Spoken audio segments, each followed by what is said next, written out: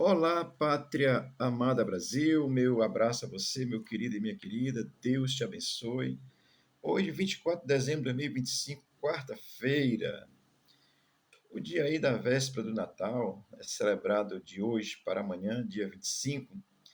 Eu vinha falando sobre Hebreus capítulo 12 e hoje vou fazer aqui uma concessão. Vou ler um texto relativo ao nascimento de Jesus e quero aqui te abençoar com a palavra de Deus. Fique até o final, ouça. Deus vai te abençoar. Amém. Lucas 2, eu vou ler só o versículo 10 e 11, tá certo? Diz assim a palavra de Deus. O anjo, porém, lhes disse: Não temais, eis que eu vos trago boa nova de grande alegria, que o será para todo o povo. É que hoje vos nasceu na cidade de Davi o Salvador, que é Cristo o Senhor. Amém. O contexto de Lucas aqui, ele Maria estava grávida, o contexto todo vem narrando. Foi feito um decreto pelo César Augusto, né? Quando Quirino era governador da Síria, a Síria estava dominando ali e incluía Jerusalém, aquela região estava sob domínio sírio, certo? Então Augusto César e Quirino era o governador. Foi feito esse censo, onde cada um tinha que retornar à sua cidade natal para fazer ali o seu registrar. Então, José e Maria, como eram da família de Davi, foram a Belém, cidade de Davi, e ali onde nasceu Jesus Cristo, conforme as Escrituras. Isso é gracioso porque a história vai, Deus vai agindo na história, e de alguma forma a profecia vai se cumprindo. Miqueias tinha profetizado o seguinte, Miqueias 5:2. E tu, Belém Efrata, posta que pequena entre as milhares de Judá, de ti me sairá o que governará Israel, e cujas saídas são desde os tempos antigos, desde os dias da eternidade. Quem é que é desde a eternidade? Jesus Cristo. Por que ele diz Belém Efrata? Porque existia outras Belém, e Efrata era a menor de todas. Deus que assim faz coisa extraordinária. Jesus nasceu em palácio, vai para a menor cidade, né? Então a profecia se cumpre, tá certo? E vamos aqui ao texto, vamos buscar aprender com o texto. Eu quero lhe dar uma informação sobre o Natal, com base nesse texto, nascimento de Jesus. O contexto era esse. Maria e José foram lá para esse recenseamento e se deu o dia de nascer Jesus Cristo, e ele nasceu onde havia sido profetizado que ele nasceria. O anjo, porém, lhes disse, ou seja, os pastores que estavam no campo, apacentando as suas ovelhas, o anjo aparece a eles. Então, isso é uma condição normal, o anjo aparece, tá certo? Se a gente houver necessidade, Deus vai fazer com que um anjo chegue e fale com você. Cuidado que tem anjo do bem e anjo do mal. Peça discernimento ao Senhor. Então, diz que o anjo, porém, lhes disse, quando o anjo apareceu, ele diz, não tem mais. Por que, que o anjo diz não tem mais? Porque uma aparição angelical, ela causa espanto. Estou aqui gravando, de repente chega um anjo aqui do meu lado, causa espanto, sim, com certeza. É uma ação sobrenatural. Então, mas o anjo diz não tem mais. Porque uma aparição angelical certamente vai causar algum espanto naquele que vê. Então, naquele contexto era mais comum, era mais normal um anjo aparecer, falar, tinha falado com Maria, tinha fala com os profetas no Velho Testamento, e a gente sabe disso pela Escritura, então aparece aos pastores e ele diz, olha, não tenho medo não, eu sou da parte de Deus, tá bem? Não tem mais. E o versículo vai dizer assim, por que que não tema? Porque era um anjo da parte de Deus, e ele vai dizer assim, eis que aqui vos trago boa nova de grande alegria. Uma tradução diz boa nova de salvação, que a salvação é uma boa nova, é a boa notícia que Jesus vem salvar. Então a boa nova era exatamente essa, era o nascimento do Messias, o Salvador, esperado por Israel. Conforme a Escritura, Israel esperava o Messias, tá certo? E grande alegria, porque essa alegria deveria ter acontecido com todo o povo de Israel naquele contexto, no ato da revelação de Cristo, nascimento de Jesus. Se você continuar lendo esse texto, você vai encontrar um pouco mais à frente, no mesmo capítulo 2, que Simeão era o sacerdote naquele dia, ele se alegrou quando Jesus foi apresentado no templo e disse que ele esperou a consolação de Israel. Agora ele podia morrer em paz porque já tinha visto a salvação. Então, mas o povo não entendeu. Mas o anjo diz aqui que é uma boa nova de grande alegria, uma boa nova de salvação. E aí você já vai entendendo que a salvação, amado, é para aquele que crê. Israel não creu. Por isso é que Deus abriu, graças a Deus, que ele quer salvar a todos mesmo. Todos somos criação do Senhor. Agora, ele quer abençoar através da nação, como tentou e fez, porque Jesus é judeu. Amém? Então, eu vou ler aqui Zacarias 9:9, que diz assim: Alegra-te muito, ó filha de Sião, exulta, ó filha de Jerusalém, eis que o teu rei virá a ti, justo e salvador, pobre e montado sobre um jumento, e sobre um jumentinho, um filho de jumenta. Aqui já é quando Jesus entra em Jerusalém montado no jumento. Já pensou? Você vai acreditar num rei desse? Só quem conhece Deus e busca entender. Amém? Porque Jesus Cristo é Deus. Então era a boa nova de salvação, o nascimento de Cristo. E ele diz que será para todo o povo, ou seja, todos deveriam ter se alegrado com o nascimento de Jesus. Por quê, querido? O maior advento na Terra atualmente não é um foguete da ré, é Deus ter vindo habitar entre a humanidade. Amém? E isso deve ser uma alegria para todos os povos da terra. João capítulo 1, versículo 14 diz assim: O verbo se fez carne e habitou entre nós, cheio de graça e de verdade, e vimos a sua glória, glória como do unigênito do Pai, Jesus Cristo. João escreve isso, viu a glória, habitou entre nós, cheio de graça, verdade. Amém? Aí o versículo 11 vai dizer assim: Por que que o anjo disse isso? Não temas, vai haver uma boa nova aí, que será para todo o povo. Aí o versículo 11 diz assim: É que hoje vos nasceu na cidade de Davi o Salvador, que é Cristo Senhor. O texto é autoexplicativo.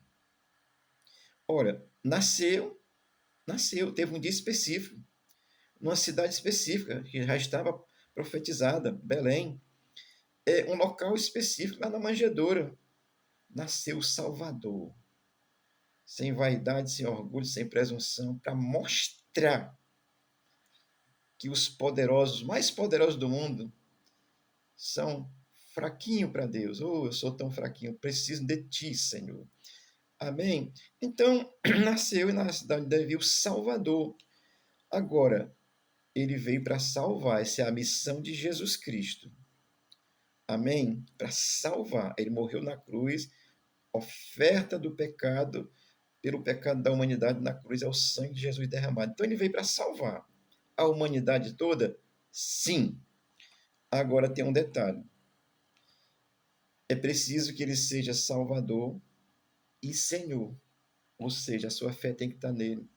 Ele é Senhor da sua vida.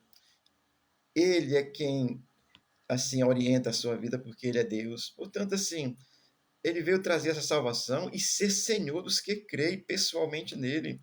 Essa é a verdade da Escritura nesse sentido. Amém, querido? Olha, quanto à soberania de Deus, ele é Senhor de tudo.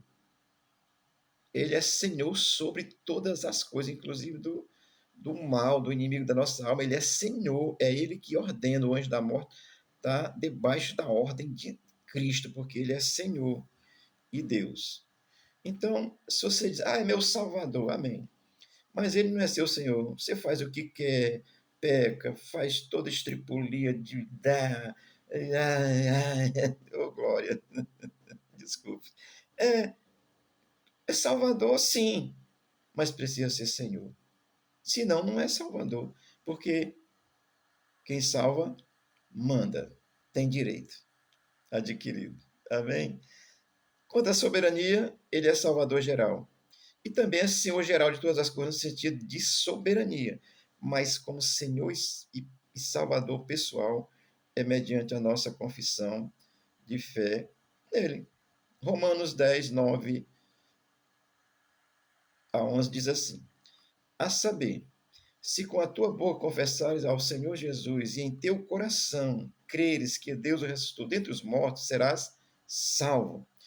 Visto que com o coração se crê para a justiça e com a boca se faz confissão para a salvação. Porque a Escritura diz: todo aquele que nele crê não será confundido, ou seja, será confundido. Deus olha e vê, ali tem um que crê, e Deus sabe quem crê e quem não crê. Amém? Então, essa é a verdade graciosa. Mas eu preciso dar informação, eu sei que isso aqui às vezes é chato, mas a verdade às vezes é chata e dói. O Natal, conforme nós conhecemos hoje, celebrado do dia 24 para o dia 25 de dezembro, ele foi idealizado aí pelo século IV, século III, século IV, aproximadamente aí pelo ano 336, pelo Papa é, Júlio I. Então, esse Papa criou e estabeleceu que o dia 25 de dezembro seria celebrado o Natal. Deixa eu lhe dar só informações, isso é bem breve, tá certo?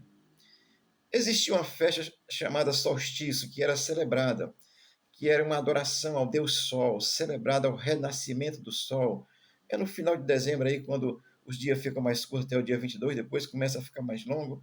Então eles celebravam esse nascimento do Sol, solstício, Sol invictus. Então era uma adoração ao Sol como Deus. A cristianização disso foi feita.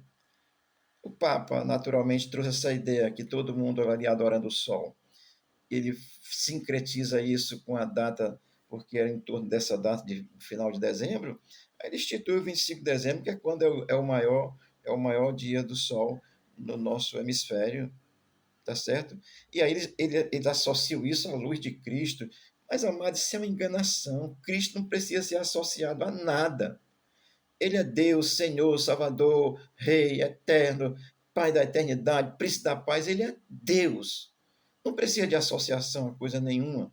Então, mas ele foi associado a essa data de 25 de dezembro, e aí, conforme essa adoração ao sol. Então, é uma festa de origem pagã. Amém? O solstício é uma festa de origem pagã, ela é uma celebração ao sol, adoração ao sol, sol como Deus. Estou dizendo isso, olha, eu vou lhe dizer uma coisa. Não sou contra você celebrar. Aqui em casa a gente vai ter daqui a pouco, agora é meio-dia, mais tarde também, e vamos estar nos lembrando sim. Mas deixa eu te dizer uma coisa: o verdadeiro Natal é quando Jesus se torna Senhor e Salvador pessoal da minha vida. Aí eu vou entender o significado de Natal. A Bíblia não dá uma data exata do nascimento de Jesus. Inclusive, quando disse que tinha pastores, os pastores não ficavam até dezembro no campo, porque naquele contexto, em dezembro no campo, era muito frio. Então, é uma história assim, gente. Por favor, não estou aqui querendo botar areia no seu, no seu Chester, não, tá certo? Coma, celebre, mas lembre-se, o verdadeiro Natal é Cristo nascer no coração de um ser humano pela fé, e vai ser Natal todo dia.